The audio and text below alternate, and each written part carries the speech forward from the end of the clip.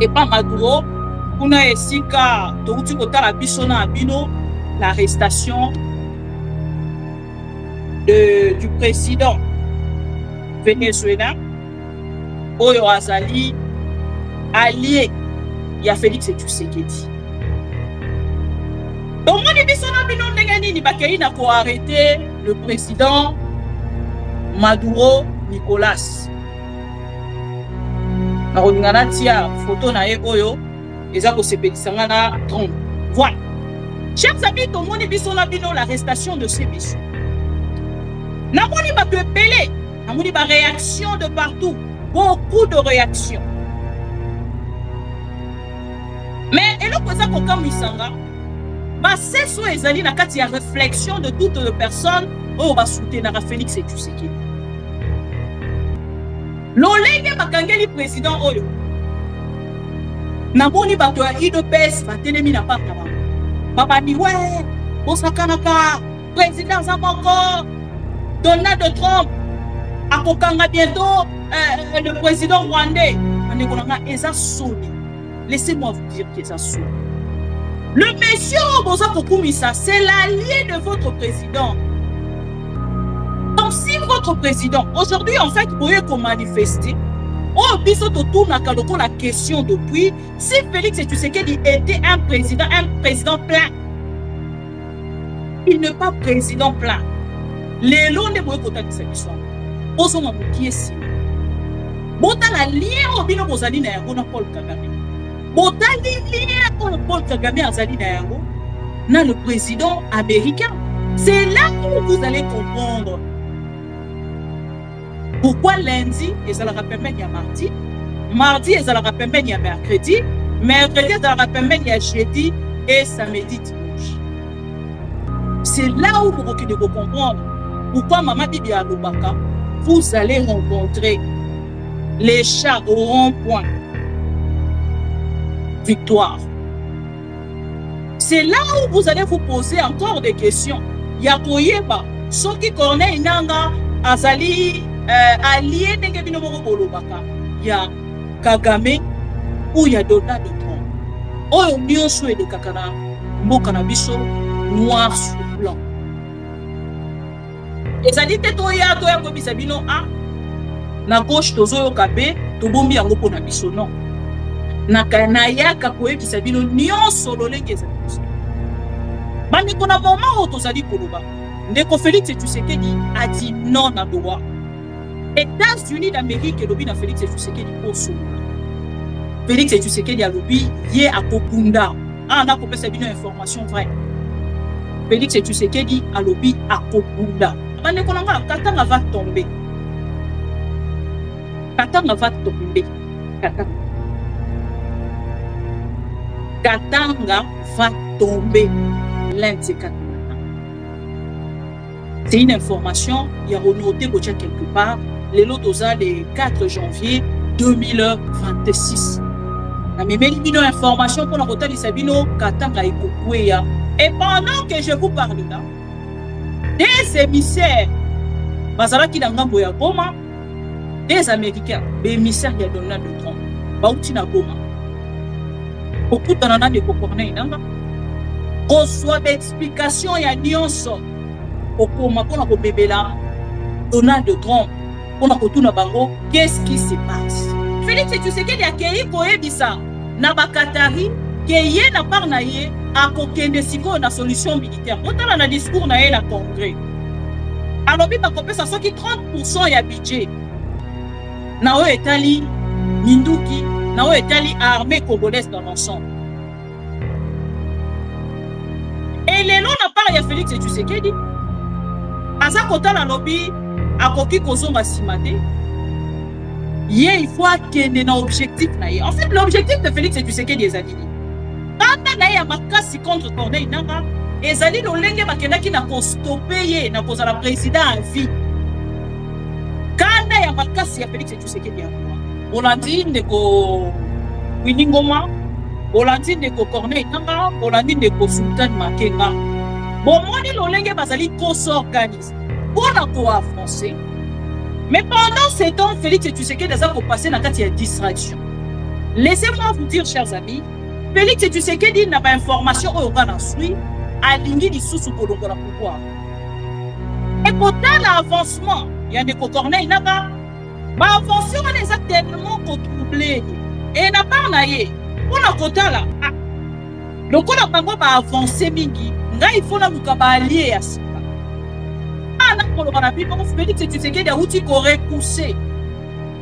A outil pour repousser Bandeko ya Qatar. A repousser médiation ya Qatar. A lobby na Bakatari. Et hier à confondre les sous na table moko na Corneille Nangate na Kagame te na ngambo ya Qatar. Masala nyonso balingi mais ya kozala les sous na.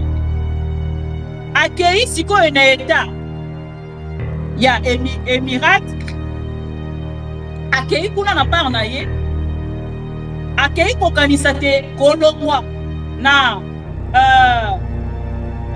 nangambo ya Bakatari kokende pa ya ba arabo mosusu nangambo ya Dubai ya za ko penser que Émirats arabes bango nangambo la bango bakopesa ye une solution oyo ya azali.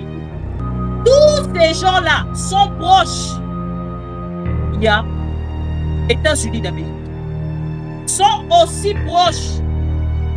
Il y a Paul Kagame. Et accueillir si qu'on s'est créé du sous espoir il y a l'hôpital. L'olègue moronenga a créé qui na EAC, a créé qui na SADC, a créé qui na Bawazalendo, nenga a se créé qui en na ba mercenaires pour la combattre la Goma, a bandi pour se créer du sous ma fausse espoir. Voyons que n'a pas naïe, le connaissant suit Trump. Nenge bato yi de pes baza ko linga to loba mikolo yo Fachi azali ami à Trump personnel. D'ailleurs même Trump et Sekeli to pesa ye kombo Kalonji. Bravo à vous. On a pas na bango Fachi a commis ami à Trump. Bakoki ko traiter lisusu na Qatar. Qatar lokola bango baza kotalisa ke Sekeli kaka ba vanda na mesa na ndeko Corneille Nanga bango bakoki ko kende ko vanda na mesa na Corneille Nanga. Et ici, Donald Trump, à travers l'ambassadrice des États-Unis d'Amérique, Oyo Aouti Kolombo, ici, Aouti Koebisa Félix Tshisekedi à haute voix, il n'y a pas de solution militaire. Dans la situation, il y a Est et il y a République. À répéter plus de 3 fois, il n'y a pas une solution militaire. Dans le schéma de Félix Tshisekedi, Ezalaki, 2028 décide à changer de constitution. A tikali président de la République. Et les locaux naïe, moto ya kangie na kingo eza Corneille Nanga. Yango bozo komona croyant que akoki ko poma Corneille Nanga ta na ba bombardement, abwaka ba drone, bisika nyo son désordre pour mata Corneille Nanga. Mais le projet d'arriver Kinshasa, même si Corneille Nanga aujourd'hui, Félix Tshisekedi au réussir na kopomaye parce qu'ils a dit souhait na yo, mais ba congolais ba ko sambele na yo ko commenter. Félix Tshisekedi au conso passima. En fait, toujours dans le cas de l'espoir, il y a le couteau à Zali Nayango. Azako, quand la maki en fait, l'accord de paix vide, au Akena Kosala, voyant que dans l'espoir, Makambo et Deki na Katia, comme Maduro, et Koki Kokomena, Paul Kagame. Année où ils allaient année intensification des hostilités. Laissez-moi vous dire, c'est les déclarations de Félix Tshisekedi. Et il y a intensification, il y a combat. Et la culture du mensonge est en train de gagner du terrain. On ment comme on réussit au Congo. On ment pour couvrir ses propres inerties. On ment pour couvrir son incompétence et parfois pour justifier son irresponsabilité. On ment. Il y a une justice, celle de Dieu. N'abusez jamais du pouvoir que vous avez pour écraser les autres, Dieu se lèvera contre vous. Vos enfants le payeront. Cet homme qui a été puissant dans ce pays, aucun de ces garçons de sa première femme n'a atteint 45 ans. Je vis comment celui-là avait fini. Je me rappelle même dans un match au stade, a battu quelqu'un comme ça. Et l'un de ses enfants l'a étudié avec lui à l'internat. Il décidait, quand on lui demandait chez vous c'est où, il dessinait la carte de la RD du pays. Il se disait chez nous. Il a violé une petite fille au Bas-Congo de 12 ans. C'est là où parfois j'apprécie les prêtres. On l'a chassé. Et le prêtre qui dirigeait l'école a dit, je vais voir ton père ici. Son grand frère est venu avec lui en hélicoptère. Le prêtre l'a dit, je vais demander son père. Et il n'est plus jamais revenu. N'abusez jamais du pouvoir. Et s'il a cas, que Dieu vous bénisse.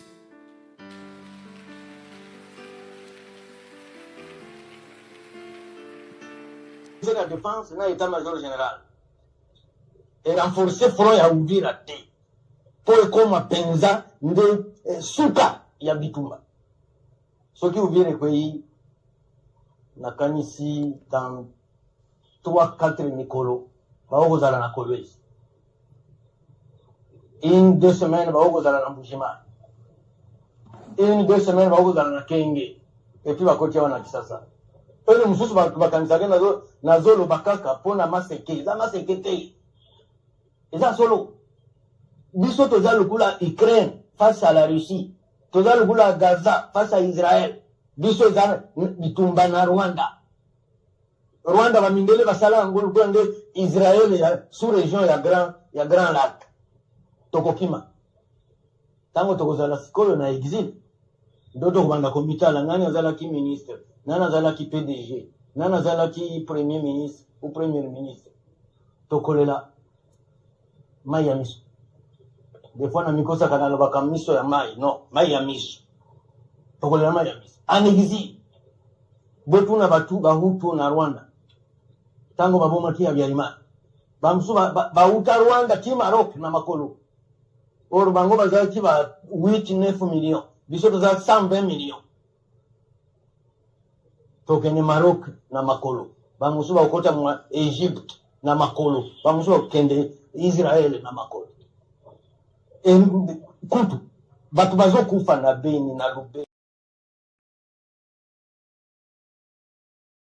Bandeko Balandi ya Mama Ombibi Kapinga. Mbote, bienvenue. Tokutani Mokolo ya lelo 4 janvier 2026. Gloire à Dieu, grâce à Dieu. Tozongi lisusu lelo pour que to solo la makambo etali bongo na biso. Et boebite bandeko ebele obolanda biso à travers cette belle chaîne d'information. Tobi sarabino te tozali wana pona bino comme la bino information en temps réel. Na bandeko nyonso balanda biso à travers cette chaîne Tobi sarabino eloko ya diposo to senga rabino na komi kitisa nyonso lelo tozali na 283 000 abonnés grâce à votre fidélité et confiance. Lelo soki tozongi lisusu ezali pour la kotalisa bino te chers amis tosenga bino eloko ezali lisungi pona biso ko like vidéo ko partager kotalisa na ndeko azali na gauche to pe na droite. Théo ezali la louba révoltée, la maman de tous les pro-Congo, l'antivirus na bakombo nyonso oyo koki kobenga ngai na yango mpona kopresente ngai epai ya ndeko moko to mpe mibale ekotala kaka yo okei bongo na kopartage live ya mokolo ya lelo oyebi ti ete Mama Ombibi Kapinga abandi live ya mokolo ya lelo tokota pour que topesa soutien na biso comme d'habitude boyebi ke soutien na bino ezali ko créer zuwa na ngambo ya bayini to pe na ngambo ya ba jaleloliste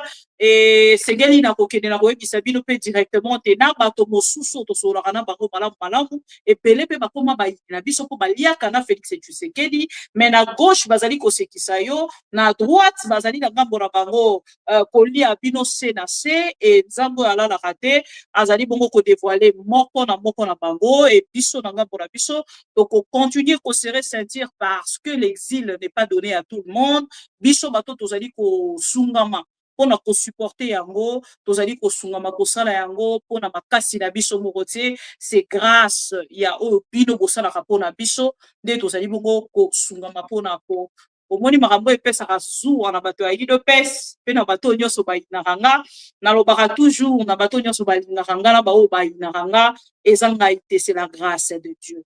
Nakoti kaka live sikoyo ndeko Lomam sauti kotiela biso 50 €. Oh là là, quelle grâce, merci beaucoup. Bongo ya boy na kolala nzala ndenge nini. UDPS, tension ça va. UDPS, tension ça va là-bas. Voilà. Ndeko Corneille Nanga autaki kopesa un message na ebite ezali na ndeko moko to mibale o bazali bongo kosela na ngambo na bango koyoka ndeko Corneille Nanga alobaki nini je pense bolandaki ye na ebisaki bino ke tozali kobongisa nzela na ngambo na biso pona koyeba lolenge nini tokosala une interview na ndeko Corneille Nanga ekosala mandenge nini na ebite. Vraiment, on a tellement des ennemis et nanga mon avis, je ne pense pas que tu reviens au Kénara sous n'andenge à publier ou les informations na biso pour éviter chemin autozoa et ça chemin en non retour et ceux qui ont son sima au comme moi si à l'euro na moni batu ebele batindelinga ba message yandeko Jacquinda mandeko bolingi na commenter nini na likambo andeko Jacquinda bino moko boye bisanga. Qu'est-ce que vous attendez de moi? Bozo c'est la nini na part nanga. Na commenter nini na likambo ndeko Jacquinda la pona moni bato bako bisanga mama bibi toyoki ozolela pona likambo ndeko Jacquinda la. Bolingi na commenter nini pona likambo ndeko Jacquinda. Entre guillemets, soi-disant qu'il a été violé, soi-disant agressé par Félix, soi-disant Moko excusez-moi parce que vous avez une question mingi donc il faut réagir. Naza parmi bateau ba télémaki on a kosunga ndeko Jacquinda la na réseaux sociaux on a kosunga ndeko Jacquinda la na zwaki par réseau na ganio so na tiaki yango pona ndeko Jacquinda. Et les lotes ndeko Jacquinda la trouvé bon. Aïe dit sabiso que Félix Tshisekedi est le meilleur président que le Congo n'a jamais eu. Bolingi ngana kende ko commenter nini likolo na yango bo meka mpe na ko episanga na pesi bino 30 secondes bo meka mpe na ko episanga tango boko tuna nga question bolingi na commenter nini na likambo ndeko Jacquinda bo meka mpe ko episanga boyebi lolenge to se mobiliser boyebi lolenge na swa numéro ya ndeko Louis France Kuzekisa ona kotia na réseaux sociaux nyonso bandeko ba congolais nyonso dans le monde ba ke de contribuer pour les comptes ya ndeko Jacquinda. Et lelo n'a pas ya ndeko Jacquinda la a opté bon kokumisa Félix Tshisekedi. Bolingi na sala nesini na su ba message na bino bokomi tellement épelé mais moi je n'ai pas de commentaires. Oh nyonso nga na yebi j'ai eu mal comme vous aussi. Bo occupez pas si lokolanga tango to bandaki ko se mobiliser pour na komeka ko sunga ndeko Jacquinda la to salaki yango ensemble avec vous. Et lelo ndeko Jacquinda la pris son chemin mais aza e mon côté. Yé au moins à s'afficher mais ezali na epelé ya ba opposant oyo bazali ko liana Félix Tshisekedi et puis baza ko s'afficher te. Yé au moins allié et puis à s'afficher et à sengina merci aza reconnaissant na Félix Tshisekedi na oyo asaleli na mwasi na ye Denise Nyakero. Bolingi ngala commenter ni parce que ceux qui te rolobato ke nelango etali ba merci ndeko Jacquinda la moto asungi azaka ka mama Denise te bato ebele bazali tango mosumi susu basungi me balingaki kombo na bango etanga mate to yebi pe ba kombo na bango toza pe na ba liste ya bato wana nyonso mais a préféré na kati wana akende kopesa merci na ndeko Félix Tshisekedi. Bon, ce n'est pas la première fois chers amis boyebi likambo yo ya ko soutenir ba opposants natango ya problème na bandi ko sala ngolé. Là je le dis vraiment na regret na motema nanga. Aza moto ya liboso te o nga na soutenir. Et soki lelo, je me rappelle encore à cette époque-là, te bako kende na kokanga ndeko Jacquinda la, te bako kende ko bwaka ye na kasho, te bako kende ko sala ye nyonso bazalaki ko sala ye soit disons na makambo ye amemela biso. Parce que je ne vois pas un père oyo azala violé par le service, il y a Félix Tshisekedi ou un opposant oyo azwa douleur koleka. Oye moko moto aya na télévision ko bisa biso ko se comporter na lolenge oyo ndeko Jakindala akenda na part na ye. Donc lelo na bato nyonso nga naza kosepela ke na nzela oyo toza kokende moto moko na moko asafishaka oyo ye azali ezosunga makasi bandeko na nga. Bokoki kosaprendre na bato wana nyonso te. C'est le temps qui détermine nos origines. Et soki bomoni moto ye moko lobi a s'exposer amitié lobi to lobi kuna na réseaux sociaux et opesa ye temps. Et likolo na yango pression soki eye na gauche to na droite, il peut utiliser 2-3 mots pour changer chemin. Moi j'ai critiqué de gens. Oh bazaki koloba ke Jakindala makambo lokuta, Jakindala makambo lokuta nga na michaki na face ya bato wana. Parce que moi quand je soutiens une personne, na soutenaka moto wana te na suka. Et ndeko Jakindala na soutenaki ye. Naza kutu na besoin te moto moko na gauche to na droite ya kobisanga, j'ai une douleur na kati nanga oyo ganga na niveau moko ko imaginer. Mais bon chers amis, ne donnons pas l'accès na bato ya UDPS baya koseka biso.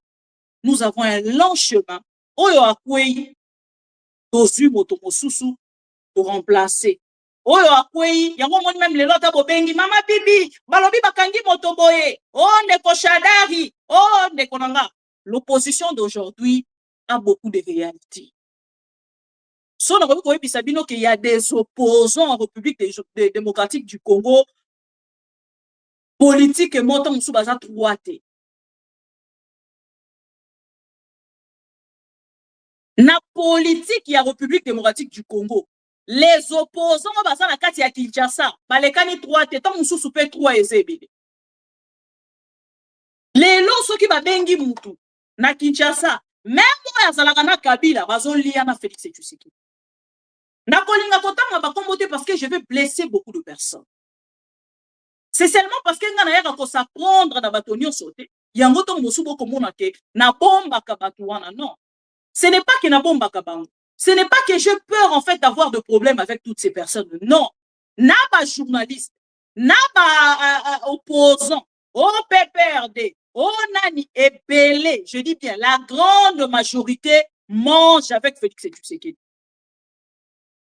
Babanga kapeli sous-souté, hein. Bakoma kolia tina moui. Et moi je n'ai pas le temps. Et batuyane ngona bakoki jamais kolingaka. Bakoki jamais kolinga bandeko nyonso boyebi balobaka vérité.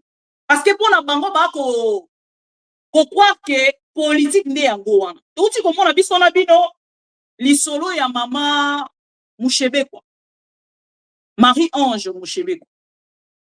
Courage à elle, mais ce qui te lobi to kende na ba question. Bokomona ke na ba question ebele to kokende kotuna akokoka ko répondre biso na yango te. Et nga soki natali déjà que makambo yo penza eza flou makasi. Botala makambo mama Marie-Ange Mushebekwa. Botala lolenge bana na ye bazwi mosekwe. Bokende ka na part na bino botali. Bofandi na part na bino bosi compassion boche na mesa. Mais tant ozongi siko bandi kotuna ba question, okomona ke mutu akokoka ko répondre yo akozala te. Et soki o commenter likolo na yango bakoloba ah mama bibi penza na yepé à commenter lolenge oyo donc c'est vraiment flou. Non mama mususu na commenter ce n'est pas parce que je manque à dire non. J'ai mon soutien mais avant la paix yango il faut non yeba na mona clair. Ndeko Marie-Ange Mushebekwa. Ye azalaka Marie-Ange Lukana non Mushebekwa non. Je ne sais pas si on bela mutu moko. Kombo yango wana non. Maman ndeko la biso mwasi ya PPRD o ba uti ko beta bana na e. Marie-Ange Mushebekwa bazara mibale. Marie-Ange Lukana nde o akenda na Félix Tshisekedi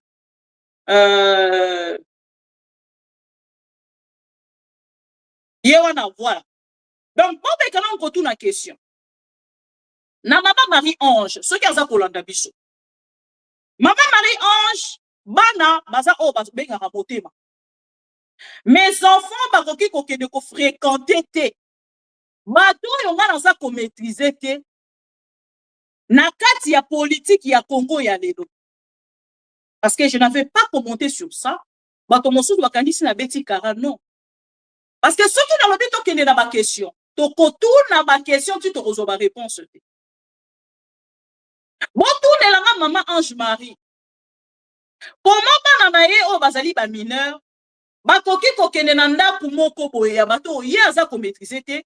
Elle ne vérifie pas non plus par le téléphone le numéro pour savoir ce qui bana wana bakomaki ou pas. Arrivé ti na 4 heures du matin, bana wana bafandi toujours libanda et maman na bango a s'inquiéter. Et ça ba question oyo ya parents na politique o toza kosala lelo, mouton yo biso to mosusu tozali ko lobaki azali en danger. Bana na ye batikala libanda na police ya Félix na politique ya Félix Tshisekedi ya lelo. Si 4 heures du matin, chers amis, j'ai mon soutien. Mais na bombi en monanga. Parce que le nom de Kabila, ils ont tellement salir yango tellement. Et les gens ceux qui ont côté la bateau, ni un seul bakumisaka. Tout bazali ensemble na Joseph Kabila. Bakoye bisabino ke bango bazali en danger. Mais mon dos yazali en danger. Chaque jour boza ko soutenir ye. Mais bon se retrouver banana et pas mon kondia aner. Boza la réponse ya kopé sanga. Vraiment nazu ba réponse na yango te et na rolinga na kota na bo sindo na yango te. Na kolinga na kota na bo sindo na yango te. Donc question est ça politique ya Félix Tshisekedi et condamner mon kondia parti nanga. Et bengi rebelle et traité na ba kombo nyonso. Après to lali to la mukilobi na tongo ba même personne wana na ke kolia na bango. On suit pas na nanga na ke ko tia bango na même table na batuana. Ça ne tient pas debout, hein. Ça ne tient pas debout. Yangwana na koloba ke Kabila n'a jamais été entouré de personnes d'amour, de personnes qui na amour vrai, na bolingo, de personnes ya bolingo, ya solo. Lokola mokonzi ya parti na bango. Lelo Kabila aza komene combat na ye. Ye moko na bato mosusu, ba opposant mosusu. Po ba même personne wana bande côté c'est que kosangana na boto ko été. Kosangana na bango te. Kosangana na bango c'était pour leurs intérêts. Et aujourd'hui que Kabila a compris, il est dans son coin. Na exil na ye, ye moko avec de personnes oyo ba dimi kozala na ye. Ce qui n'a bien ça la sous moi parenthèse. Avant que na makamba Corneille nanga. Tozi makamba de Koshada Emmanuel. Oh bakangi de Koshada. Oh bakangi bato PPRD. Oh bakangi bon tozi de Koshada. Balobi na biso de Koshada bakangi elelo. Oh ba memi de Koshada place ba memi e banité. La seule personne oh ba mobiliser na kati ya parti ya PPRD. Parce que y a nanga munaye akei kozala arrêté Ndeko Shadar. Mais Kabila, le patron de leur parti, bakei na ko condamné à mort. Aucune marche. Ata pne mon côté batumba. Pne mon côté je dis bien. Donc tant qu'on attend la makambo wana nyoso yeko leka na ba opposant ya Congo, botika ngala vanda na pesa kaka ba information makambo ezoleka. Yango bo moninga na lobaka tous les opposants oh balobaka na part na bango que nous sommes là nous sommes des opposants bisa tozo kunda saminduk les hypocrites bomoni lekeli Maduro bomoni les opposants ya Maduro comment baza content. Vous avez vu cette femme ya reçoit même prix Nobel na ye kokende kopesa na nani kokende kopesa na Donald Trump ensuite prix Nobel na ye ake kopesa na Donald Trump. Regardez-moi. Oh non, potala. Babandaki. Oh, Shadar il va enlever. Moi c'est Shadar à Sali Voice. Oh, Baba Linanga. Nenge tozokolo baboye. Bakangi ye. Bakeina ye. Nzambe. Ngana tali makambo ngabi oyo. Montage. Jamais na commentaire. Je préfère ko commenter te que na commenter pour que lobi ngana bimazoba. Na koma lisusu lokwa makambo ya Jakinda. Omoni makambo ya Jakinda na nenge zalaki. Ba violé ye Ndeko Shakindala na aner ba alerté na pe na sur plateau na pesi lelo to suki wapi tosuki wapi lelo donc bandeko nyonso bobengaka nga ntango bobengaka nga ntango bokomelaka nga namonaka nanga bamessage na bino natalaka nini nalobela na nini nalobela te naboyi naloba na dévoile basekret papa bato azosala cope na ye naboyi nalingi pete na ya kodévoile bajournaliste mosusu oyo baza kosala cope na bango bazotomboka bazosepela te bazosepela te bazosepela te donc otika opposant na opposant asala cope na ye soki bino bozwi le pro comment on like vidéo to partager. Donc, quand j'ai vu l'arrestation, ce qui est enlèvement et à Chadar, moi j'avais déjà quelques informations par rapport à Chadar. On a su information bien au bandez à la bien tout à la ligne aussi babanda qui est on va enlever Chadar. Oh kutunye basana baba ba enlever pe mona na ye. D'ailleurs même boto la seconde ba ko 600. Ba ko ka ko 600 dissouté. Après 2 jours ba dit oh Chadar est gravement malade. Ba transférer na kan kokolo. Mane kolonga mutu ba transférer qui na kan kokolo. Après 2 jours, oh, Chadar il sera présenté. Oh, il sera présenté à la presse. Ah bon? Et les lots to vandi, to lali, to lamuki. N'a tout n'a pas question moko. Moto moko oya sa populaire. Na kati ya PPRD zali Chadar.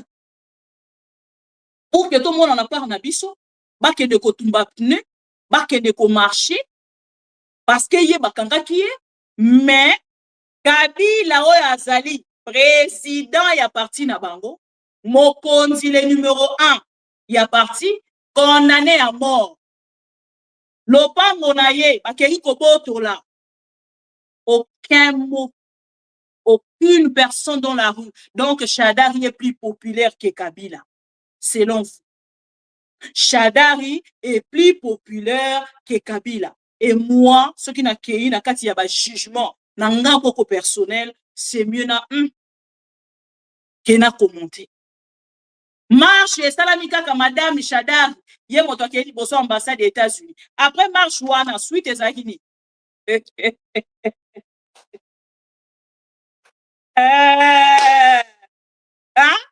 botunde nanga ndeko Chadar esikaza azoluka ndenge ni ya kosilisa o abandaki non balobaki enlever Chadar OK Ote, ba transférer na Kankokolo. Oh, mais azalaki na nuwa pipo akende na Kankokolo. Bon, et l'on na Kankokolo, oh non, nenge tozolo ba boye, Chadari, ba lingi ba présenter na l'État. Et na ceux qui presse. Depuis, baba qui va représenter na presse. Si les lots, aucune vidéo, aucune présentation. Ah, oh là. Bon, avançons, na ke goma. Bosananga, bon matafion, bon serrer la ceinture. Tokati sa tokende na ngambo ya Goma, mais avant tokende Goma, tokosala moins calmouke. Et pas Maduro. Kuna esika, touti kotala bisona abino, l'arrestation du président vénézuélien, Oyo Azali, allié, il y a Félix Tshisekedi. Donc, on a arrêté le président Maduro Nicolas. Na tia photo na e oyo eza ko sepedisanga na Trump. Voilà. Chers amis, tout le monde biso na bino l'arrestation de ces messieurs. Na moni ba belé, na moni ba réaction de partout, beaucoup de réactions. Mais eloko eza ko kamuisanga ba seso ezali na kati ya réflexion de toutes les personnes oyo ba soutenir Félix Tshisekedi. Lolenge bakangeli président oyo. Na moni bato ya IDPS batelemi na part na bango.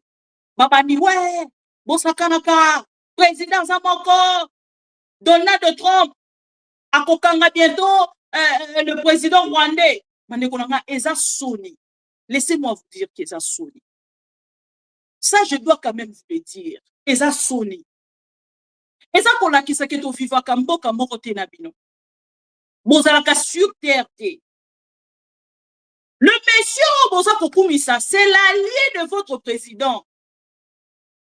Donc, si votre président, aujourd'hui, en fait, vous pouvez manifester, oh, bisoto tourna kaloko la question depuis, si Félix Tshisekedi était un président plein il n'est pas président plein. Les lots ne boye kota disabison. Tant on a tali, ma réaction na bino. Ya koloba ke lobi bakokanga. Basu ba photo, basali ba photo ya IA. Pour koloba ke bakokanga président.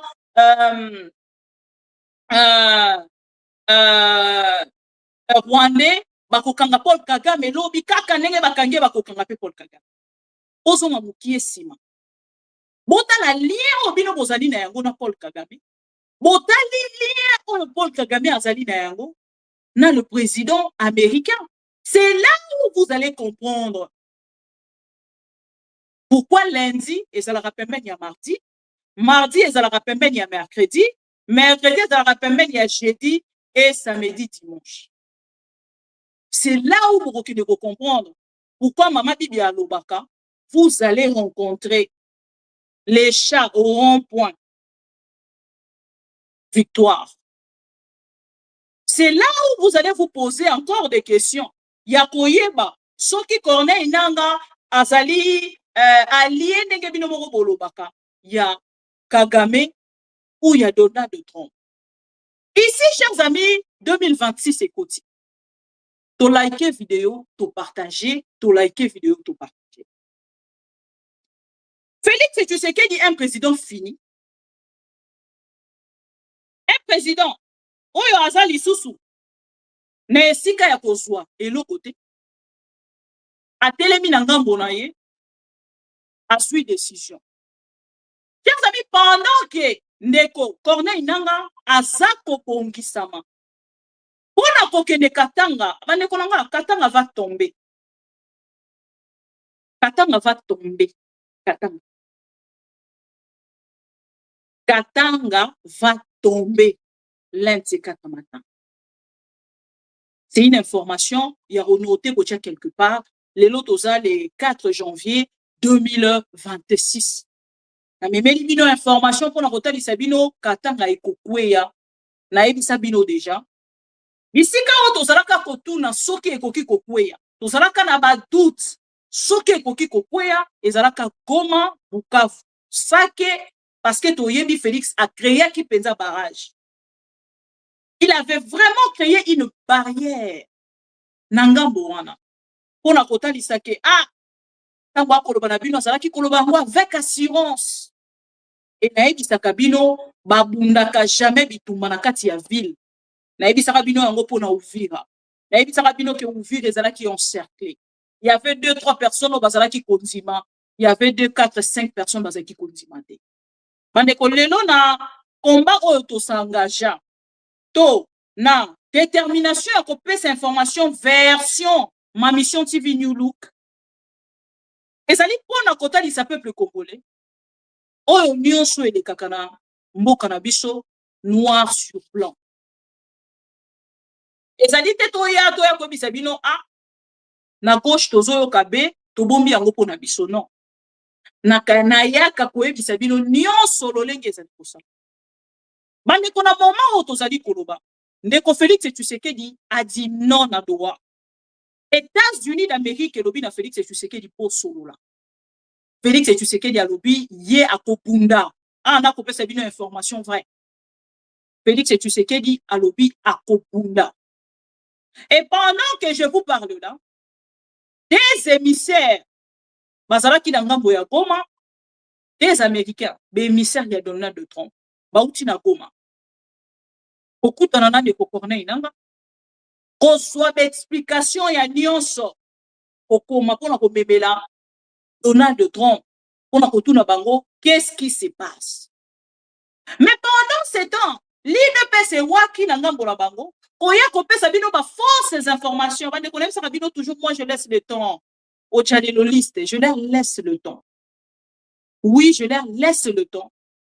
Yako kota penza na kati ya mensonge et puis ngana yako misela bino vérité. Bozo kanga, est-ce que le son est bon? Bozo kanga, le son est bon? Voilà. Bande konanga, Félix Tshisekedi, pendant que yena bajalelo liste bavandaki na kati ya fake news basili te na kati ya fake news kala biki te bakuta koyebisa biso ke Uvira ezali na maboko ya nani bo répondre bino boko na commentaire bandeko bazotuna ngo mama bibi Uvira ezali na maboko ya nani ndeko bino boko bo répondre nga na tuni bino siko question Uvira ezali na kati ya maboko ya nani bino boko bo répondre Uvira ezali na maboko ya nani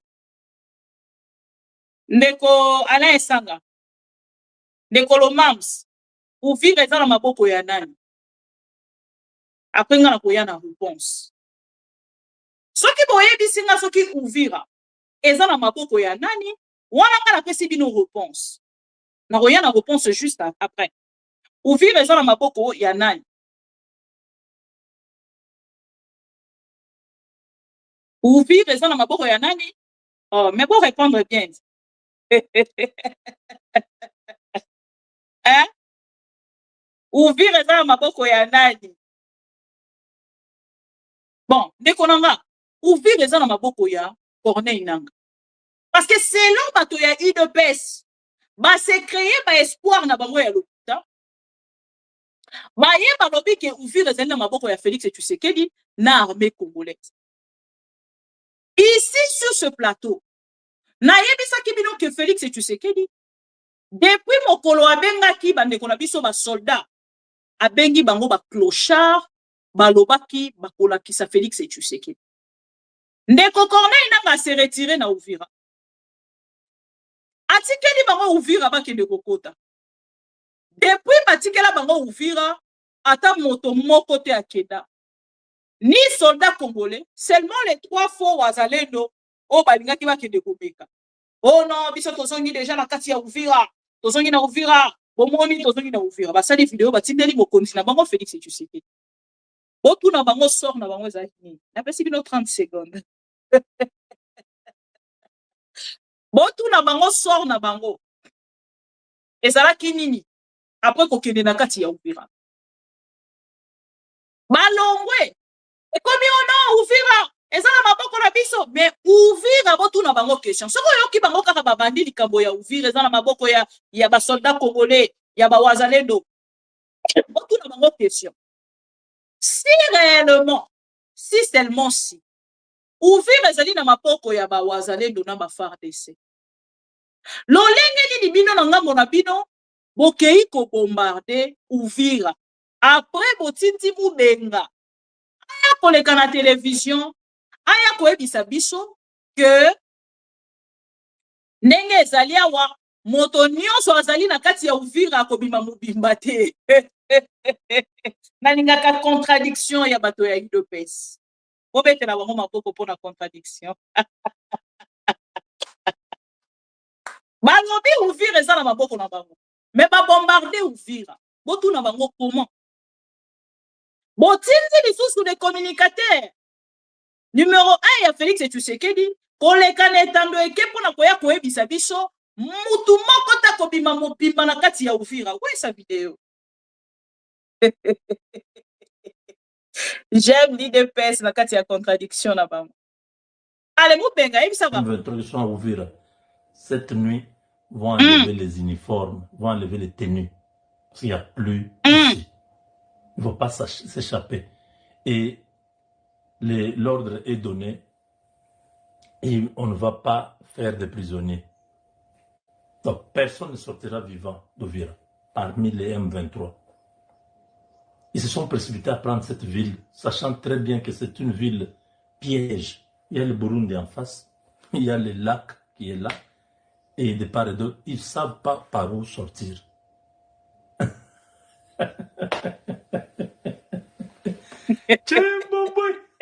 Voilà. Abaraye chipwe abaraye chibwe chibwi voilà. Boboye bisaka ndenge ni botiti chibwi aya koyebisa biso ke na Uvira mutu akobima mobimba azate. Donc bokei na Uvira, bozwi Uvira bobandi ko bomba ba Congolais nyonso basakuna. C'est ça. Comment bino bozwi Uvira mais bobandi ko bombarder lisusu Uvira. Contradiction. Congolais encore une fois, on a dit qu'abetali Uvira, na mona ki 2-3 Congolais batuna tinga question, Uvira ezana maboko ya ndeko Corneille Nangaa, ye moto azali kokamba yango te na moko nazali koloba na bino soki Félix Tshisekedi akokosa na liboma lokola na information oyo nazali koya koyebisa bino message ya ndeko Corneille Nangaa atindi na Félix Tshisekedi ezali à travers ses militaires bolanda ndeko Willy Ngoma à travers cette vidéo. 2 janvier 2026. Nous sommes venus au camp de Rumangabo pour voir les militaires qui sont ici. Il y a 2 catégories de militaires qui sont ici. Il y a les prisonniers de guerre que nous avons capturés à Nouvira. Ils sont là. Et d'autres, il y a des rendis. Et nous sommes venus voir leur état. Et nous avons trouvé, ils sont tellement en bonne mine, ils mangent bien, ils ont des médicaments, donc tout est assuré. Maintenant, nous attendons les CICR qui doivent venir. Ceux qui vont vouloir aller, nous sommes respectueux de nos engagements, notamment des Doha, ils vont aller avec le CICR rejoindre le gouvernement. Et ceux qui vont vouloir rester avec nous, travailler avec nous en tant que l'armée révolutionnaire congolaise, ils sont les bienvenus, ce sont des Congolais, nous allons travailler ensemble. Comme nous avons dit, nous attendons le CICR qui doit venir. Alors, ceux qui vont rester avec nous, ils verront l'armée, une différence entre l'armée de Tshisekedi, qui est lui-même appelé l'armée des clochards, où les militaires ne sont pas bien payés, ne sont pas bien dotés. En tout cas, ils vont voir que notre armée, c'est une armée professionnelle. Contrairement à l'armée de Tshisekedi, qui est une armée de clochards. Des gens qui violent, qui volent, qui font n'importe quoi, des fumeurs de chanvre. Chez nous, c'est la discipline. Merci beaucoup. Ambao Kinshasa kuwarudisha huku na wa Kinshasa ambao wako hapa kuwarudisha huko. So itapita hapa na itakuja kuwauliza wenye wako tayari kwenda Kinshasa, msiogope. Mnataka kurudi Kinshasa, kurudi kwa hiyo government ambayo iko responsible, wenye wako tayari kurudi kuwa clochard, msiogope, mwende. Mnanipata vizuri? Msiogope, mjiandikishe. Sisi tumeamua kuwapana bila condition yoyote, na hao ambao wataamua kubaki na sisi ili kuendelea njia hii ya mabadiliko, kuleta mabadiliko kwa nchi yetu, hao tutabaki nao na watakuwa jeshi la RC. Mlipata vizuri? Na hao tutaendelea nao kwa revolution hii ya kuleta mabadiliko, mabadiliko ya kweli, mabadiliko ya haki, ili tuwe na government nzuri, government uongozi wa wananchi, uongozi ambao uko responsible, tuwe na jeshi nzuri, jeshi la wananchi, shamba liko professional, tuwe na nchi bora ambao watu wote watahitaji kuishi ndani, tuwe na amani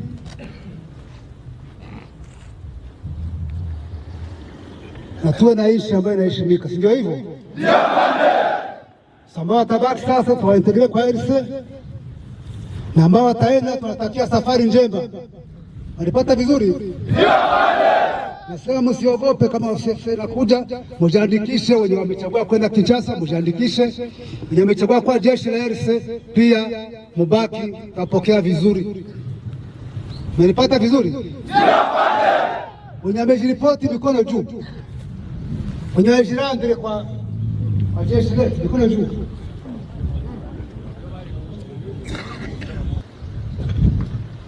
Pate mkono. Hawa ambao wamejiripoti wapatie mafunzo yao ili wamalize haraka na warudi waende kama unity. Nataka wajue, kwa sababu tunapigana, wabadilishe kwa toa hiyo mambo ya ujinga, kufuta bangi, kurepu, kuua raia, bagua watu, hiyo yote kwa sababu kidogo waende kwa unity ya RC. Ndio hivyo, mko tayari? Mko tayari?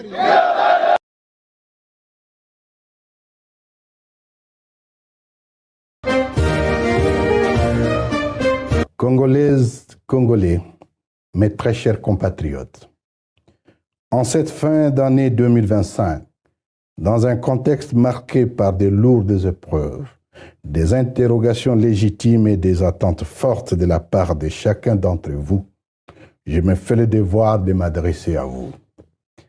Avant toute chose, je rends hommage à nos compagnons de la Révolution et frères d'armes tombés sur le champ d'honneur.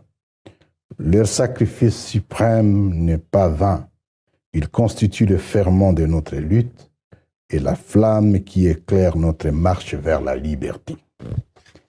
De manière spécifique, je rends un vibrant hommage à l'armée révolutionnaire congolaise pour le sacrifice et le professionnalisme dont elle fait preuve. Votre engagement sans faille et votre détermination inébranlable face à l'adversité constituent un rempart pour le peuple congolais. Mes remerciements s'adressent aux cadres politiques de l'AFC 23 qui, par leur travail acharné avec détermination, portent avec courage le destin de notre pays. En cette fin d'année, nos pensées vont également à nos compatriotes réfugiés depuis des décennies à travers la région. Pour ceux qui ont traversé récemment et bloqué au Burundi contre leur volonté, nous en appelons à la communauté internationale et au gouvernement burundais à faciliter leur retour volontaire dans le respect des épreuves des principes humanitaires. En territoire libéré, la population vit désormais dans la paix, la dignité et la sécurité retrouvées. La jeune administration s'installe. La justice, quant à elle, est en pleine relance. Sur le plan économique, la résilience du peuple a prévalu. L'économie s'active et s'adapte. Les institutions de microfinance et les sociétés d'assurance se mettent progressivement en place en toute sérénité. Les nouvelles infrastructures sont en pleine construction. Malgré la conjoncture, la voirie urbaine, les routes et les ponts en cours de réhabilitation. Le social s'améliore de manière significative. Le retour volontaire des réfugiés est observé. Les déplacés internes retrouvent leur localité d'origine et ça donne de nouveau à l'agriculture et à l'élevage. Nos enfants ont retrouvé les chemins de l'école et les hôpitaux fonctionnent normalement. L'AFC 23 s'impose comme une alternative crédible et d'espérance. Mes très chers compatriotes, au cours de cette année 2025, animée par un sens élevé de responsabilités, chers amis pro-Congo, Bolandi ndeko Winingoma, Bolandi ndeko Corneille Nanga, Bolandi ndeko Sultan Makenga. Bomoni lolenge bazali ko s'organiser pour avancer. Mais pendant ces temps, Félix Tshisekedi a passé dans la distraction. Laissez-moi vous dire, chers amis, Félix Tshisekedi n'a pas information au Ghana Sui, à l'ingé du sous-Kolongo la pouvoir. Et quand l'avancement, il y a des Corneille Nanga, ma avancée, on les a tellement troublés. Et n'a pas naïe. Pour la côté là, le coup la bango va avancer mingi, nga il faut la mukaba allié à Sika. Na kolobanabino, Félix Tshisekedi a outil qu'on repoussé. A outil qu'on repoussé, bandeko ya Qatar. A repoussé médiation ya Qatar. A lobby na bakatari, ke yé a confondre na lisusu, na table moko, na Corneille Nangate, na Kagame te, na ngambo ya Qatar. Basala nyonso balingi, mais yé a kozala lisusu kuna te. Akei siko ena eta ya Emirat, akei kuna na par na ye, akei kokanisa te kolongwa na na ngambo ya bakatari, kokende pa ya ba arabo mosusu na ngambo ya Dubai, ya za ko penser que Émirats arabes bango na ngambo la bango bakopesa ye une solution oyo ye azali ko. Tous ces gens-là sont proches. Il y a États-Unis d'Amérique. Sont aussi proches. Il y a Paul Kagame. Et accueillir si qu'on s'est créé les sous espoir il y a l'okuta. L'olege moko denga créé qui na EAC akreaki na Sadek, akreaki na bawazalendo, ndenge asekreaki yango na ba mercenaire pona kobatela Goma, abandi ko se créer lisusu ba faux espoir. Voyons que na part na ye, lokola esa azwi Trump, ndenge bato ya UDPS baza kolinga toloba mikolo yo, Fachi azali ami ya Trump personnel. D'ailleurs, même Trump esengeli topesa ye kombo Kalonji. Bravo à vous. On a parlé na bango, Fachi a komi ami ya Trump. Bakoki ko traiter lisusu na Qatar te. Qatar lokola bango baza kotalisa ke esengeli kaka bavanda na mesa na ndeko Corneille Nanga, bango bakoki kokende kovanda na mesa na Corneille Nanga. Et ici, Donald Trump, à travers l'ambassadrice des États-Unis d'Amérique, Oyo Aouti Kolongwa, l'ici, Aouti Koebisa Félix et Tshisekedi à haute voix. Il n'y a pas de solution militaire. Nakati ya situation, il y a Est et il y a République. À répéter en plus de 3 fois, il n'y a pas une solution militaire. Mais Félix et Tshisekedi a Kei Koebisa, Nabakatari, Keye na parnaye, a kokende siko na solution militaire. Botala na discours na ye na congrès. Alobi bakopesa soki 30% ya budget. Na o etali Minduki, na o etali armée congolaise dans l'ensemble. Et lelo na part ya Félix et Tshisekedi, aza kotala lobi akoki kozonga simate. Ye il faut akende na objectif na ye. En fait, l'objectif de Félix et Tshisekedi ezalini. Kanda na ya makasi contre Corneille Nanga, ezali lolenge bakendaki na ko stopper ye na kozala président à vie. Kanda ya makasi ya Félix et Tshisekedi ya roi. Et tawazo kotala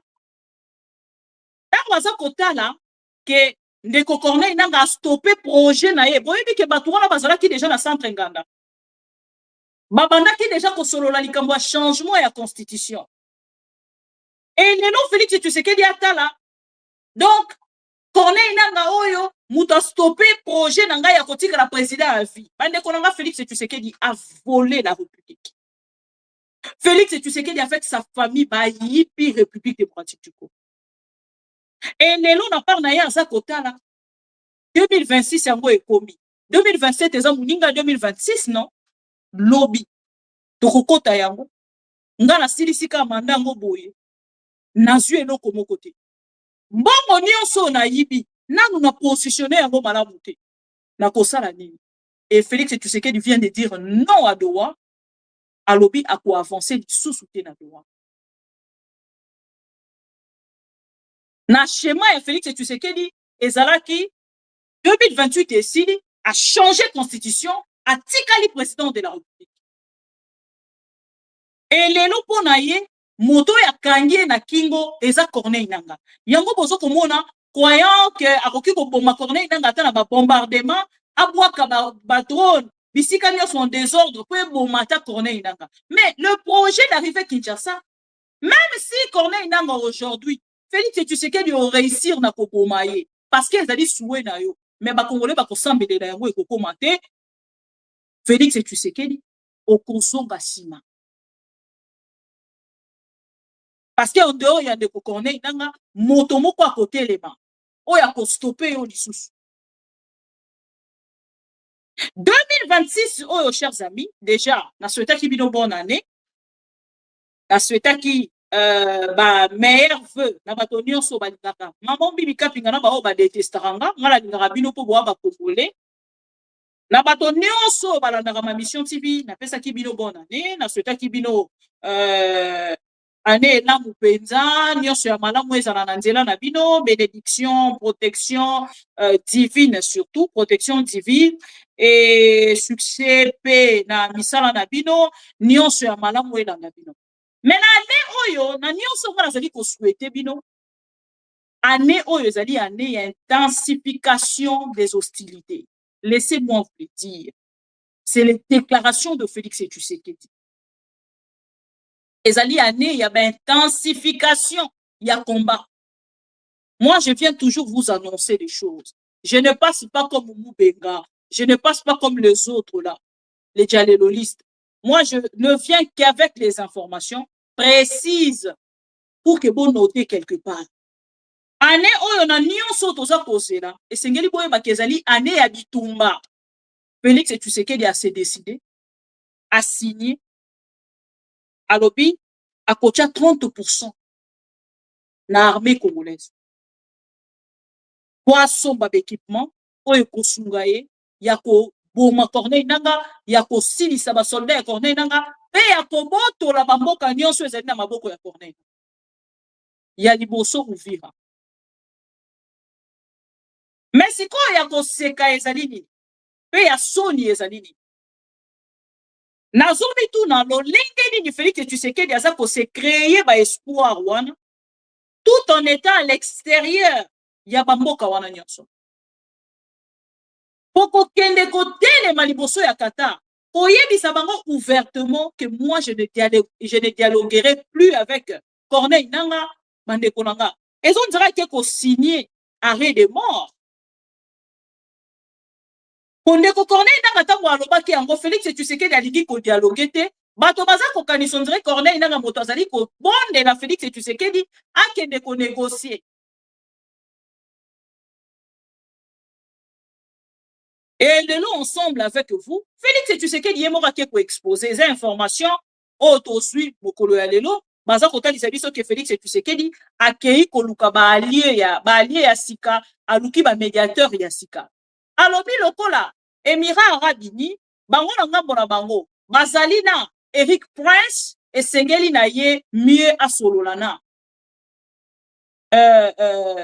Émirats Arabes ke ya ke de ko solola na bandeko ya Qatar. Et il cherche de son côté, en fait, toujours dans il y avait espoir na ya lokuta azali na yango, azako kanga lokola maki en fait ba accord de paix vide oya kena ko sala, croyant que na ba espoir na ye makambo eleki na kati ya oye komeni Maduro ekoki kokomela Paul Kagame. Ce qui tozongi sima tokozonga la même chose. Il ne peut se faire que su allié bango bakoma déjà na imagination ya lolenge oyo allié wana sengeli ya sale na bango. Et ce qui va moni ke comité ça ce moment là nde na part na bango bakomaka bakomi ko pinga batu wana bakomi ko critiquer bango ba changer bango esprit ba changer critique en public. Yemo kwa kene ko benga deal minéré. Deal minéré, ce qui n'a sécurité, et simité, chers amis, et suis échec. Combien de personnes vont soutenir Félix Tshisekedi ba lekaka na télévision? Ba seka biso. Ba lobi na biso deal minéré wana. Deal minéré, ce qui sécurité, contre sécurité. Malobaka ikopesa bango nyonso et puis si déjà nyonso na Félix Tshisekedi lelo toza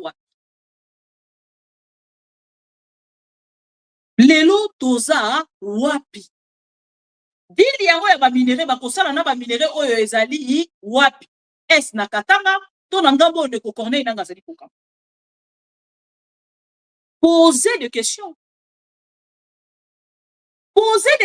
à Félix Tshisekedi. Boye bisabiso ba cadre o bango ba kei na ko tracer accord wana o bango ba kei na ko signer et ko sala malolenge nini pe wapi ba parti kei ko s'engager moto na ngambo na yazali na ba espoir na ye o ye moko akei komitia surtout ya bato ya UDPS ne na ko linga kolobela mingi.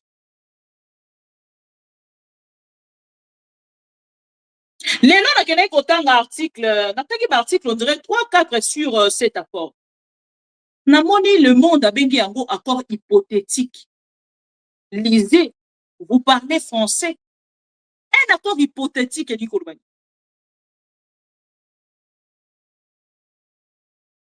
Accord hypothétique et du Kolobani. Ce qui déjà presse ya monene lokola le monde. Et qu'il y ait un article, et bien il y a encore un accord hypothétique, et il n'y a rien dedans. Il n'y a rien dedans, chers amis.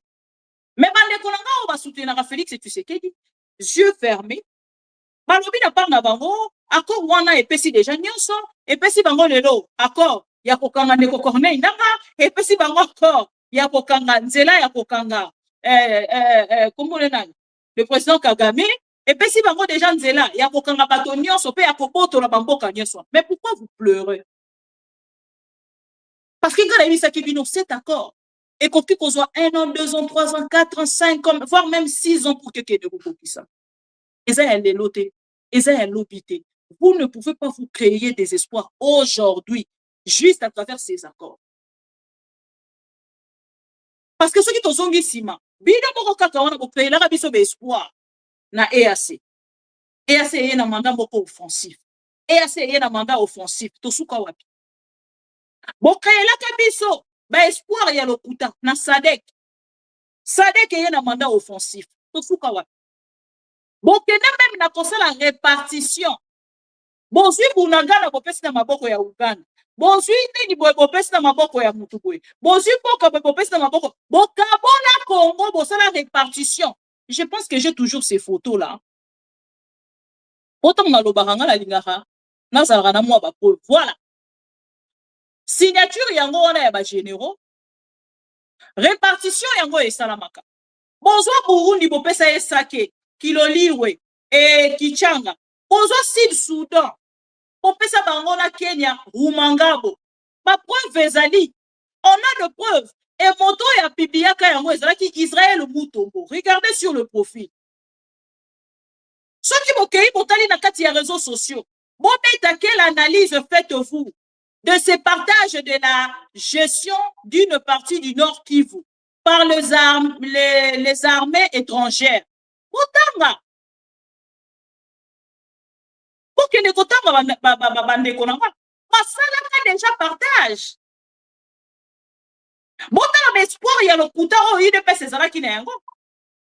Bazwa Burundi ba pesa na ba pesa sake, ba pesa kiloliwe, ba pesa kichanga. Bazwa Sud-Soudan na Kenya ba pesa bango Rumangabo. Bazwa Kenya ba pesa bango Kibumba, ba pesa bango Tongo, ba pesa bango Buiza. Bapesa bango Kishishe. Bazwa Uganda bapesa ye Bunagana, Kiwanja, Mabega. Chers amis, posez-moi maintenant, posez-vous des questions sur des personnes au malobelaka likambo ya balkanisation. Bon que ne kotu la bango question. Bato malobelaka likambo ya balkanisation. C'est toujours les gens de Guy de Pes. Bon tout la bango, tango bapesa ka bamboka oyo nyonso na maboko ya bamboka oyo babandaki kombi lobelani babandaki kokanisa nini eza ba espoir au Félix Tshisekedi a se créer ki akendaki ko se permettre ya kozomba mboka na biso oyo nyonso na tangi kopesa yango bamboka wana croyant que bakomemela ye solution nini Félix Tshisekedi a lukite stratégie nini Félix Tshisekedi a salite et lelo akende ko décider aloba na ngambo na yeke ya kokende lisusu to wate ye segeni ya bunda. Chers amis, soki Bunagana Mabenga nani Kiwanja Kishishe Kibumba soki nini nyonso wana Félix Tshisekedi azwi yango na mandoki te lelo nde akokende lisusu ko retarder ba Congolais pour na koyebisa bango ke bozela sikoyo nde na bongami penza bandeko nanga nous avons perdu. Félix Tshisekedi a perdu depuis Goma Ekweya Bukavu Ekweya Bondimela. Pour ceux qui totali barrière oyo akreaka na ngambo wana lelo ezate mais ça qui bino Uvira ekokweya na bopete bopana kontima te idepes bozawa bo se manifesta ta na mbota pam na yebisaka bino ke Uvira ekokweya na bopete bondimelanga bondimaka te lelo tosuki wapi est-ce que okoki kotelema na ngambo na yo lobi mama bibi ah nayebi ke makambo lobaka biso mpona Félix Tshisekedi eza lokuta mais limbisanga ne fils qu'un pardon. Le pardon libère. C'est un pardon. Pourtant, on a dit ça quand on ouvre le coco et on dit makate. On ne va jamais, jamais, jamais ouvrir le coco et jamais. Non, jamais, jamais. Tout ce qui va. Ah, la comme quoi, c'est bien que Katanga. Katanga, il est Katanga, il est Katanga. Itanguka. Katanga itanguka. Na waona linga, Katanga kokweya. Bon l'amnédi kapende te. Et là comment Félix et tu sais que les Azaraki na ngona mesa na ye. Ezaraki li solo na de Corneille.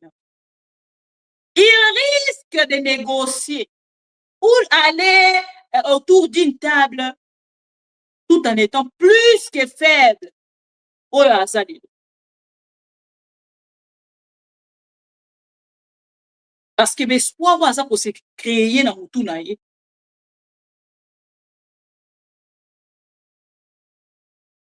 Parce que tant qu'on rêve à que président de la République démocratique du Congo, Lelo et comme Trump, Azomikosa. Azomikosa. On a tali 6 millions nyonso. Lokuta na esike bandaki, na esike ekobile. Et na lolenge aza kokendele, mande konanga, na oki bino nyonso bolobi onolo bakokanga Kagame, bon, pourquoi pas lobi ezala Félix et Tshisekedi? Makanga eloko bakangaki Maduro. Parce que la côté l'Israël va représenter le pays nyonso wana. Bon, et puis déjà que le pays à Grand Lac, il y a région à Grand Lac, le président Ebele, donc autant à 5 à 6, oh, bah, ça très hostile dans Félix et Tshisekedi. Et tous ces présidents-là parlent anglais. Parce que Félix et Tshisekedi, attends la humiliation ou la pessimbokate. Il y a autant la caca, pouvoir essayer, pouvoir essayer. N'a pas la kibino na c'est kibino bo milengele malamu. Zambi toyebi mokolote, toyebi pengongate. Bon, on est pour ces kanga. Ouvrir quoi?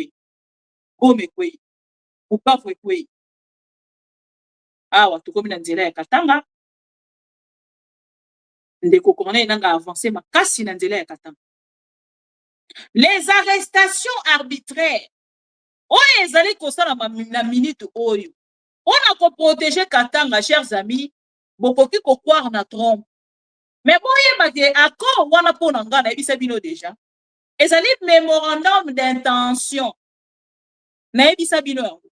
Accord wana ezali mémorandum d'intention, des intentions de ce que Trump pense pour le Congo. Ce n'est pas encore mis en place. Bon, c'est créer un faux espoir de lobby bokolela. Un faux espoir pour ça qu'on s'est créé autour il y a mémorandum des intentions. Ba soldat congolais balobi bako bunda lisusu te. Félix et Tshisekedi afinga bango ba clochard. Ba kotali sana Félix et Tshisekedi. Kenzela ezali polele pona Corneille nanga. Omoni awawa. On a quoi bisa bino que Nekoranga. Ngai en fait les insultes. Et le bara lisusu eloko mote pona. Na komanga moko tso na vandi na lobi ah. Mais les lobes toi de pesa finginga te pour la ligne. Ça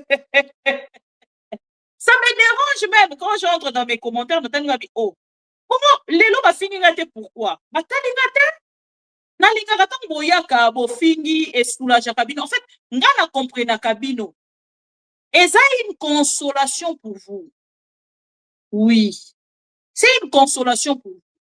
Boyaka, botali, bofingi, botali, bozako se défouler en fait. Et quand vous vous défoulez, on a la part dans le baka. Et donc, on a le bezate. Ndeko a se défouler. On a se défouler. Ça vous aide en fait. Il faut se défouler. C'est très important. Mais oh, les alliés vérité. Ne restez pas dans l'idée que Trump a commis camarade à Félix et Tshisekedi.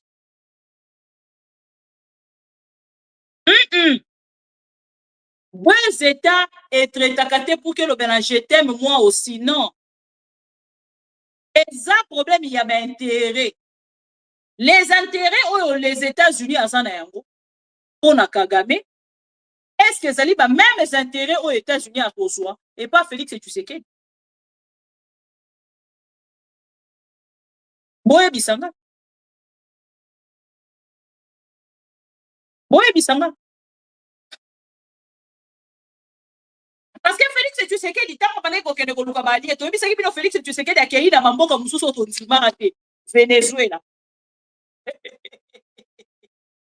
puis Venezuela, et où t'as qu'on soit expert, Kadima, il y a une élection en 2023. Denis Kadima. Félix et Tshisekedi a présenté un coup dans le col expert. N'a ma caméra tricherie aux élections. Et le monsieur était parti.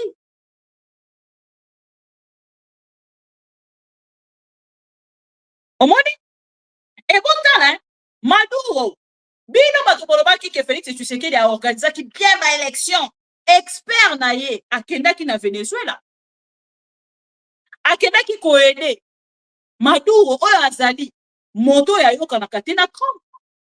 On a eu ma élection en 2024, ceux qui ne s'est trompé. L'élo en 2025, moto yoba vota qui est par toute la population vénézuélienne, ceux qui vénézuélienne. L'élo to suki wapi. Les Vénézuéliens, les lots bango ba fandi na part na bango ba son si même pas histoire au ndenge nini s'est passé.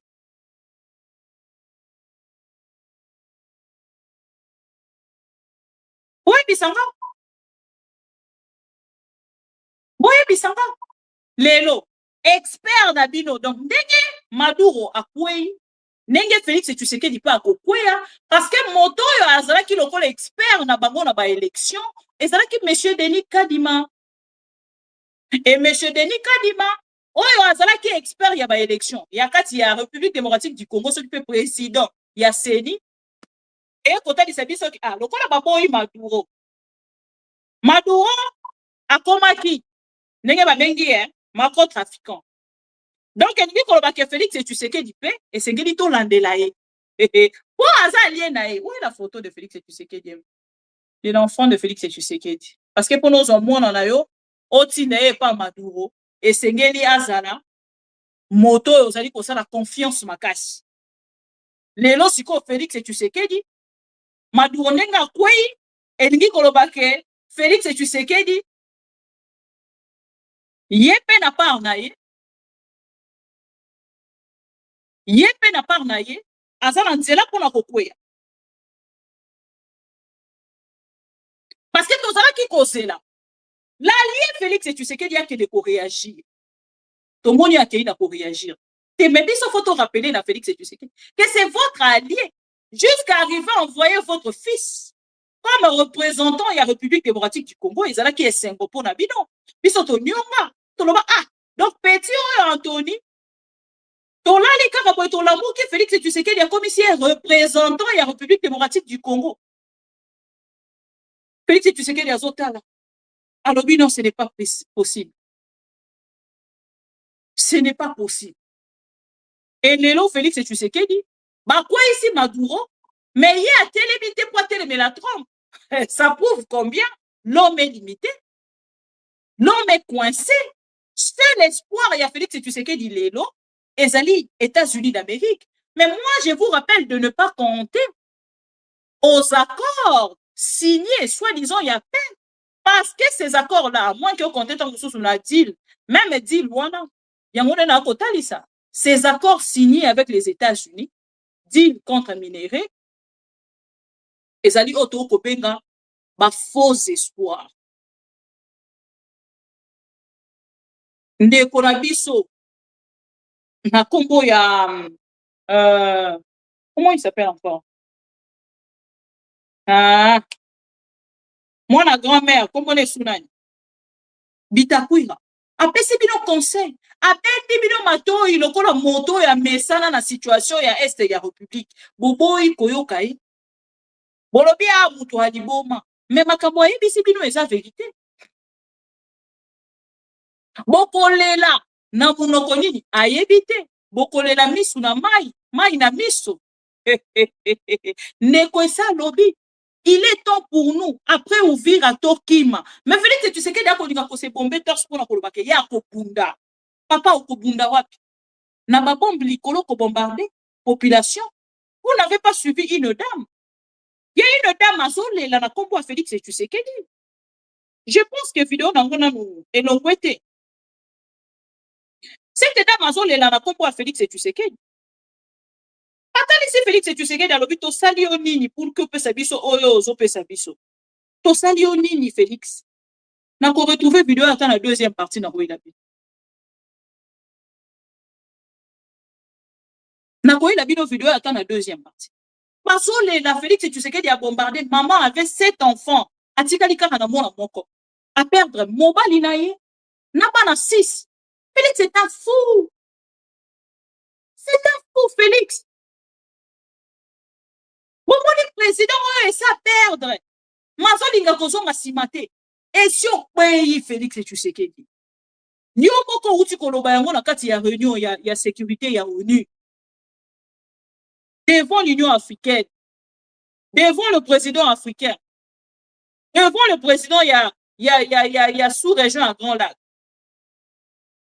Yo moko lobby que bazo kolinga ba changer ba institution congolaise par Paul Kagame.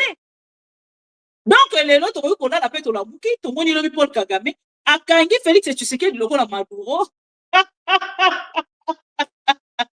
Non, mande konanga bon ni baba opposant nyoso bazo kobelela ba obeta tolo.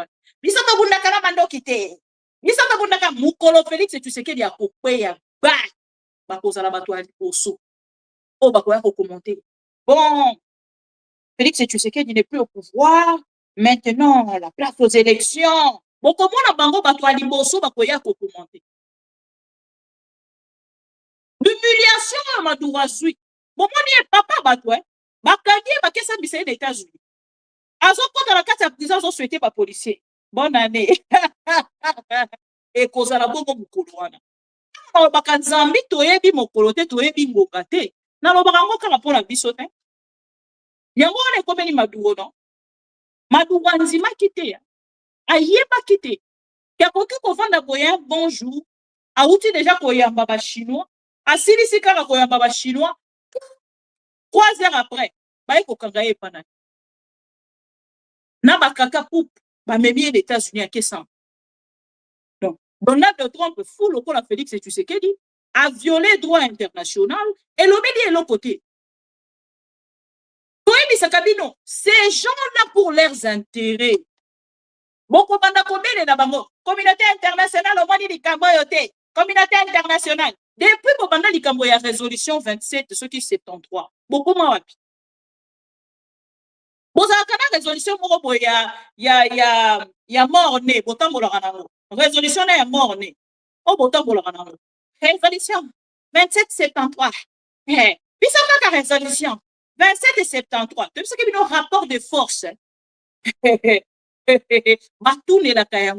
Les États-Unis d'Amérique essaient que le gouvernement de Félix Tshisekedi est tellement faible. Bango balingi va traiter avec un gouvernement fort. Balingi va traiter na miyibité, ba détourneur té, ba corrompu té, ba corrupteur té. Baloba na bino déjà yango. Oyoka ou pas? Vous n'avez pas encore pleuré. Vous allez pleurer. Parce que les changements de la constitution est pour ça la maté. Dans mon débat, vous changer la constitution, vous changer en gros camp. L'exil. Parce que quand on remplace, vous avez un exil. Vous changer en gros camp. Tant que vous en exil, après vous avez dit hein? Vous avez dit, hey, la violer souveraineté, hey, Rwanda, ça violer souveraineté. Bino bato bokonanaka. Violation de la souveraineté. Maduro, arrêtez. Droit international violé. Félix, tu sais qu'il y a aucun mot. Non, non, non, non, non, non. Non, non, non, non, non, non, non, non. Non, non, non, non, c'est pas possible. Non, non, non, non, non. Hein? Tant on a le barambato à de pes, boye d'histoire, té. Et puis, selon l'histoire, on a la tangi. Makambo et Salameli Maduro Lelo, et ça va déjà en 1980 quelques. Ceux qui 80 et 84. Et ça va déjà quand dans le même pays. Ah non, et ça va dans ceux qui dans Venezuela, et ça va dans. Je vais chercher en fait le nom du pays. Toujours avec le pays. Et ça va déjà. Ce n'est pas d'aujourd'hui. Non, ceux qui ont violé Kayango, au début du 21e siècle, ceux qui ont 20e siècle, les lots qu'on n'a pas violé, intérêt n'a pas mon déjà pour compter. Pétrole, Panama, merci beaucoup. Et ça va déjà. Ce n'est pas d'aujourd'hui. Si quoi, oh, puis nous bonjour aux Zélawana, est-ce qu'il y a histoire de la République démocratique du Congo, na Panama, na Venezuela, est-ce qu'il y a Koukani? Rapport Nini Ezali entre le Rwanda, Panama, les États-Unis d'Amérique, na Venezuela.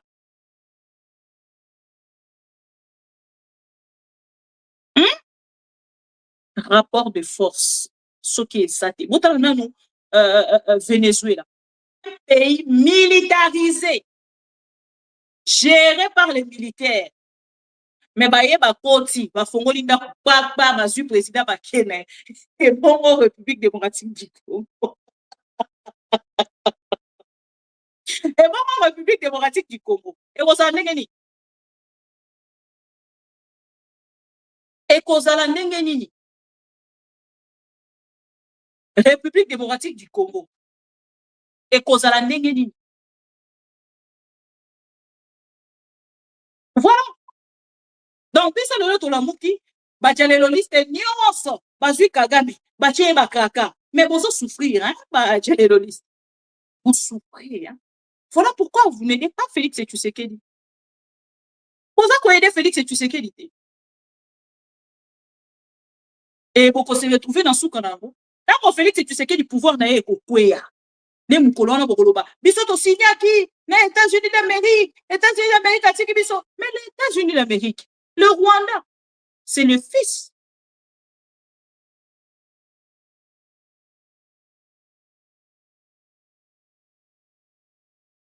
C'est le fils. Bon, évitez. États-Unis d'Amérique, as un partenaire, allié, direct. Il y a États-Unis d'Amérique.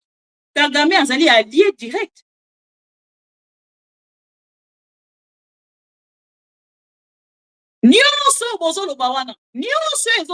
Vous pensez vraiment que les États-Unis d'Amérique ont informé à ce point? Et pourquoi il n'y a aucune réaction? Bon, le bac, Bazu ouvira, Tobotoli ouvira, diplomatie agissante. Pourquoi mieux? La diplomatie agissante. Beaucoup mieux. Toujours, il s'agit de Kamba. Non. Fausses informations, c'est deux choses. Kokambana ba fausses informations, et c'est deux choses. Kokambana fake news, na ubwenge, obino moko bolubaka, et c'est deux choses. Les lobino yo na pouvoir. Peuple congolais sotuna. Et l'on dit Bokene kosala na pouvoir. Bokene ki kosala ni. Ceux qui boye baki ke boko kokate. Il ne fallait pas bon dima. Ne non pe bon moni ke boko ki pete. Au lieu bon démissionner, non. Bozaka boko persister. Vous persistez.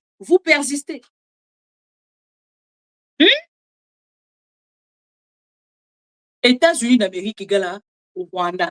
Et je ne vois pas le Rwanda. Si réellement Azali, allié à Neko, Corneille Nanga, Kondima Kokwe ya liboso a Félix Tshisekedi, nada. Rwanda, na États-Unis d'Amérique, baza papa bon, basolo la carte anglais. Félix Tshisekedi des autres interprètes. Et les lois na esika to komeli chers amis. Bolongola. En fait, dans ce cas, ça prendre ou à laisser. Bolongola. faux espoir, s'est créé dans la tête, croyant que les États-Unis d'Amérique et qu'on soit place, il y a des soldats congolais pour na kokanga Corneille Nanga, pour na kokwisa Corneille Nanga, pour na koboto la bamboka nyonso. Oyo ndeko Corneille Nanga azu. Bamboka wana nyonso e koboto la mate, soki ndeko Corneille Nanga ye moko apesi yango na maboko ya Félix Tshisekedi. Akopesa yango na maboko ya Félix Tshisekedi ndenge nini? Na nzela ya dialogue, et Félix Tshisekedi a outi koloba non na dialogue, toyebi te lolenge ni ya kosala pour que azwa Bunagana, azwa l'autre là, comment on dit, Bukavu, azwa bamboka wana nyonso. Je ne sais pas comment faire. Vraiment, je ne sais pas comment Félix Tshisekedi va faire. Mais on a souhaité bonne chance. Et pour l'année 2026, où ils ont s'annoncer, l'année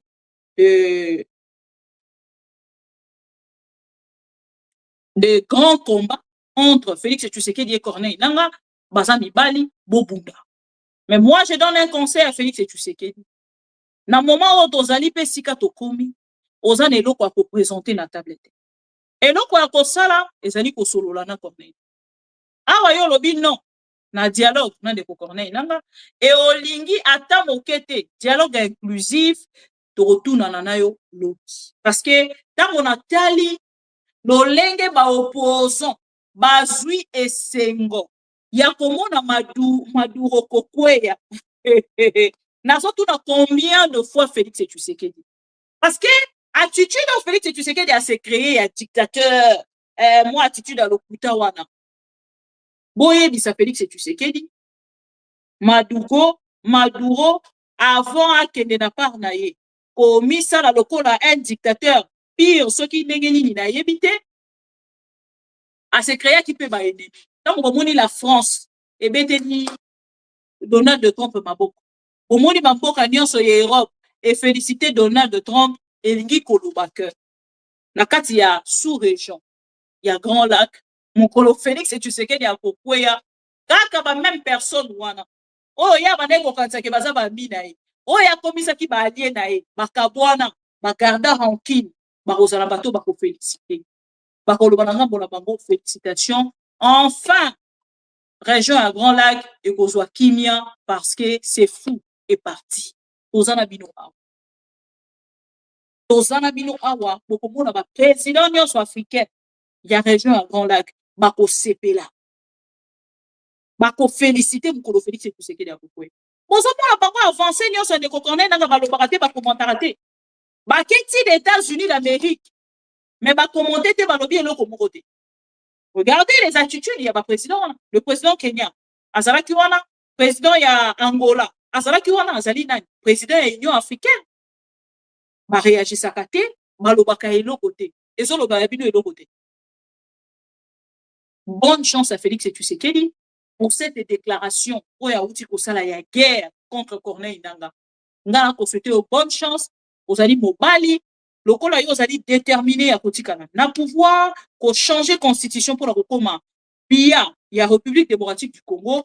Bonne chance, monsieur Félix Tshisekedi. Chers amis pour Congo, Maroc aussi sa vidéo sans pour autant féliciter une personne. Lui, on l'appelle Mike Mukebay. Mokolo ya lobi autaki komata. Makati ya parti na bango.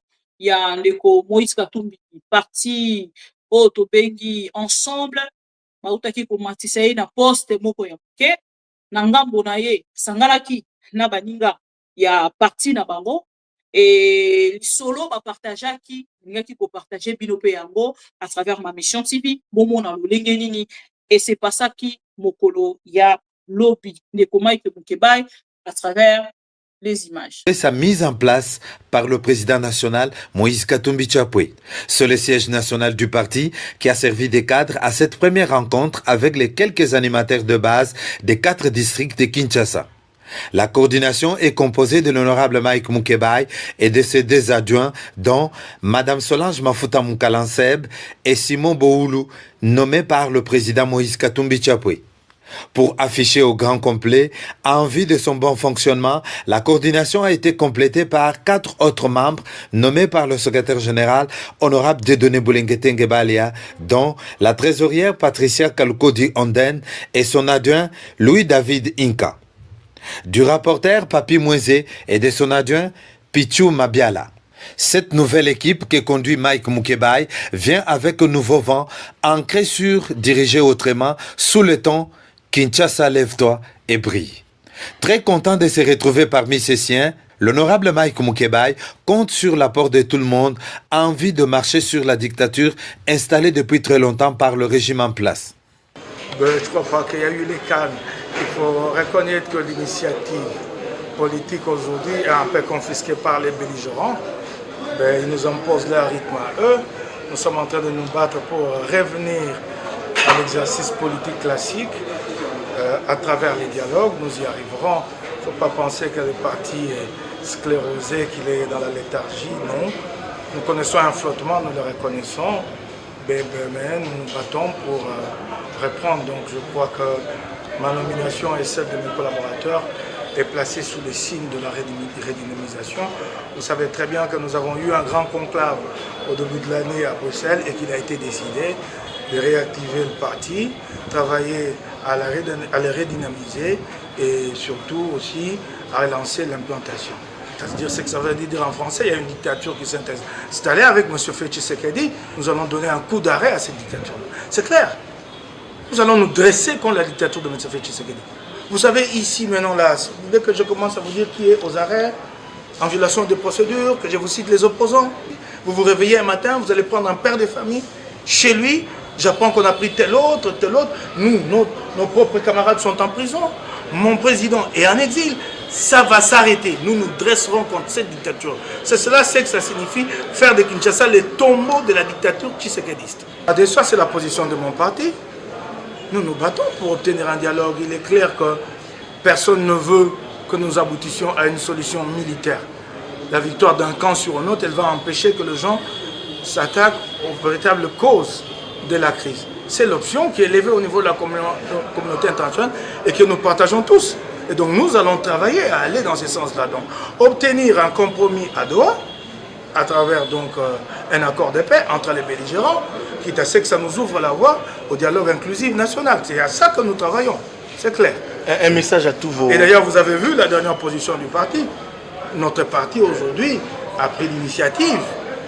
Certains en sont surpris, mais c'est normal qu'un grand parti comme le nôtre, qui est le premier parti d'opposition à la République démocratique du Congo, prenne une telle initiative d'aller voir les uns les autres, essayer de parler pour donner corps à ces dialogues-là. Vous avez vu que la ligne du parti là-dessus est vraiment claire. Un message à tous les partisans de l'ensemble de Kinshasa ici. Et je les appelle à se dresser, à se mettre debout. Seul, je n'y parviendrai pas avec mon petit comité. C'est avec eux, tous ensemble, que nous pourrons réaliser, atteindre nos objectifs. Le go est donné et le train est déjà en marche, a surenchéri le nouveau patron de Ensemble pour la République, Kinshasa. C'est au rythme d'animation que cette manifestation s'est terminée, bouclée par une photo des familles.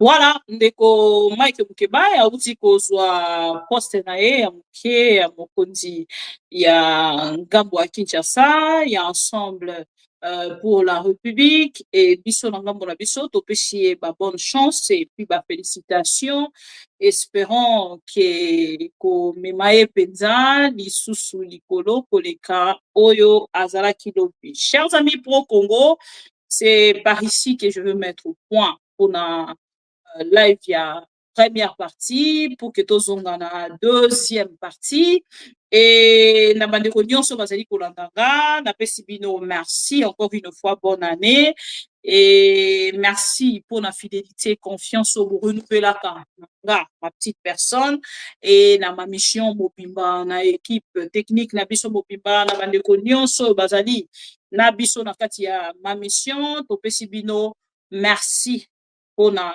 confiance na fidélité au zongisaka na biso pe na ngambo na biso to sengi bino lisusu eloko moko bolemba biso te to ko liker vidéo, ko partager, pourquoi pas voilà. Au Panza Sango Nandeko nyonso a s'abonner na chaîne Oyo Yope pour salaka abonné 283 000 abonnés ezali mokiete ezali ebele mais to sengi lisusu na ne Oyo to mata lisusu koleka grâce na bino. Chers amis pro Congo, Ndeko Corneille Nanga a promettre na Félix Tshisekedi a pesi Félix Tshisekedi rendez-vous na Katanga et biso nanga pour la biso tozali lokola bateau bazali penza ko observer na boketi nyonso otomona makabolo lenge nini lobi ekosalema. Félix Tshisekedi pe nanga mbona e azali ko promettre na Ndeko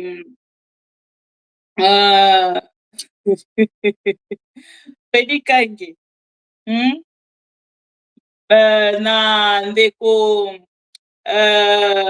abungi singa na makambo ngana lupa Ndeko Félix Tshisekedi pe nanga mbona e asali promesse na Ndeko Corneille Nanga que 2026 oyo bakobunda, c'est-à-dire ezali année intensification ya hostilité et ngape nanga mbona nga na souhaiter bonne chance na Félix Tshisekedi lokola aza mobali abunda lobby nzambele aye. Boete, merci encore une fois Nandeko Lomams pour le 50 €. Oyo apesi biso na poko ya lelo. Merci Nandeko Alain Sanga pour na travail oyo ezali bongo kosalema na ngambo na ye. Ndeko Lomams, Ndeko Josué, Ndeko Freddy Kange, Ndeko MB. Voilà. Voilà, na ba ndeko nyonso oyo bozalaki wana pour na biso. Bon dimanche et bonne année. À plus tard. Comment il s'appelle Qui est celui-là qui va m'interdire, moi, le garant de la nation, à ne pas faire ça?